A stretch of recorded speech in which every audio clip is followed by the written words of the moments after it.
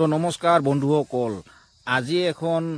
নলবাৰীত সদৌ অসম প্ৰশিক্ষণপ্ৰাপ্ত গৃহৰক্ষী সন্থা আৰু সদৌ অসম গৃহৰক্ষী কল্যাণ সন্থাৰ যৌথ উদ্যোগত আলোচনা চক্ৰ হয় আৰু তাতে আমাৰ সদৌ অসম প্ৰশিক্ষণপ্ৰাপ্ত গৃহৰক্ষী সন্থাৰ যুটীয়া সম্পাদক ইক্ৰাম আলী ডাঙৰীয়াই কি কথা ক'লে তো আপোনালোকে এবাৰ চাই লওক। আজি অসমৰ মুখ্যমন্ত্ৰী মাননীয় হেমন্ত বিশ্ব শৰ্মা ডাঙৰীয়াই সকলো ডিপাৰ্টমেণ্টৰ যিখিনি কৰণীয় কাম আছিল তেওঁ কৰি গৈছে, কিন্তু দুখৰ বিষয় আজি অসমৰ ২৭,০০০ গৃহৰক্ষী জোৱানৰ যি সমস্যা, এই সমস্যাক লৈ আমি মাননীয় মুখ্যমন্ত্ৰী মহোদয়ক কাতৰ অনুৰোধ জনাইছোঁ যে গৃহৰক্ষীৰ যি সমস্যা, এই সমস্যা শান্তি দূৰ কৰাৰ কাৰণে আলাপ আলোচনাৰ মাধ্যমেৰে দূৰ কৰাৰ কাৰণে তেওঁক দাবী জনাইছোঁ আৰু মুখ্যমন্ত্ৰী মহোদয়ক অনুৰোধ কৰিছোঁ যে গৃহৰক্ষী জোৱানৰ যি চাকৰিৰ সময়সীমা ৫৫ বছৰ আছিল, সেই ৫৫ বছৰ বৃদ্ধি কৰি ৬০ বছৰ চাকৰিৰ সময়সীমা কৰিব লাগে, যিহেতু সকলো চাকৰিয়ালৰ ৬০ বছৰ বয়সৰ সময়সীমা। আৰু গৃহৰক্ষী জোৱানৰ যি চাকৰিৰ মেট, সেই মেটটো অতি সোনকালে গৃহৰক্ষী জোৱানৰ চাকৰি নিয়মীয়কৰণ কৰাৰ ব্যৱস্থা কৰিব লাগে। আৰু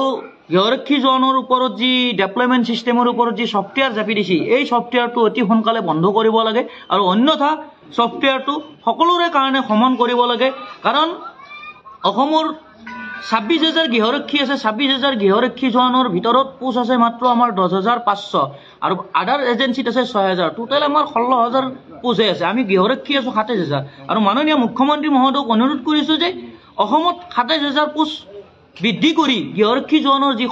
সমস্যাটো সমাধান কৰিবৰ কাৰণে তেওঁক অনুৰোধ জনাইছোঁ। সদৌ অসম প্ৰশিক্ষণপ্ৰাপ্ত গৃহৰক্ষী সন্থা আৰু সদৌ অসম স্বেচ্ছাসেৱক গৃহৰক্ষী কল্যাণ সন্থাৰ যুটীয়া উদ্যোগত আমি তেওঁক কাতৰ অনুৰোধ জনাইছোঁ অতি সোনকালে গৃহৰক্ষী জোৱানৰ সমস্যা সমাধান কৰক। কাৰণ কিয়নো আমি বছৰ বছৰ ধৰি চৰকাৰক সেৱা আগবঢ়াই আছোঁ, কিন্তু চৰকাৰে আমাক মাহিমাৰ চকুৰে আজি চাই আছে। তেওঁলোকক আমি অনুৰোধ কৰিছোঁ আৰু যিখিনি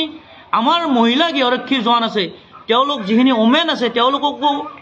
এই নলবাৰী জিলাত আজি আমি আহি ইয়াত গম পালোঁ যে বহুত গৃহৰক্ষী জোৱানৰ এতিয়ালৈকে ডেভেলপমেণ্ট দিব পৰা নাই। আৰু নলবাৰী জিলা গৃহৰক্ষী অধিনায়ক মহোদয়ক আৰু নলবাৰী জিলাৰ আৰক্ষী অধীক্ষক মহোদয়কো অনুৰোধ জনাইছোঁ যে গৃহৰক্ষী জোৱানৰ যিখিনি সমস্যা নলবাৰী জিলাৰ, অলপ পোষ্ট বৃদ্ধি কৰি গৃহৰক্ষী জোৱানৰ সমস্যাখিনি সমাধান কৰাৰ কাৰণে তেওঁলোকে চেষ্টা কৰে যেনে তেওঁলোকক অনুৰোধ জনাইছোঁ।